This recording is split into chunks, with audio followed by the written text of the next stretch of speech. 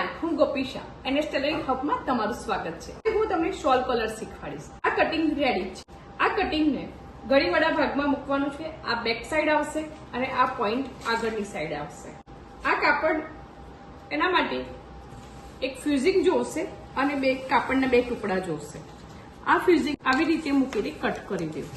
તમે ગળીવાળા ભાગથી પણ કાપી શકો છો અથવા આ રીતે ઓપન કરીને પણ કાપી શકો છો। આ કોલર હંમેશા ફ્રન્ટ સાઈડ ઓપન રહે છે અને ગળું ડીપ હોય છે। તમારે સરેરાશ 8 ઇંચનું તો ગળું હોવું જ જોઈએ। હવે ફ્યુઝિંગ કટ કર્યા પછી મેન ફેબ્રિક અને અસ્તર બંને વચ્ચે લગાવીને આ રીતે મેં રેડી કરી દીધું છે। તમે એક પ્રિન્ટેડ અને પ્લેન પણ લઈ શકો છો અને બંને બાજુ પ્લેન પણ લઈ શકો છો।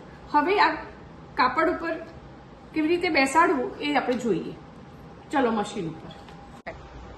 શોલ્ડર જોઈન્ટ કર્યા પછી બંને આયુકની પટ્ટી લગાવી દેવાની અને આયુકની પટ્ટી એકબીજાની ઉપર 1/2 ઇંચ જેટલું ઓવરલેપ થાય એટલે આયુકની જગ્યાથી 1/2 ઇંચ છોડીને કોલર સ્ટાર્ટ કરવો।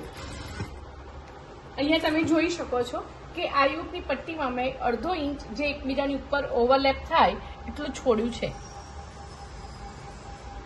શોલ કોલર લંબાઈમાં સૌથી વધારે આપેલો છે।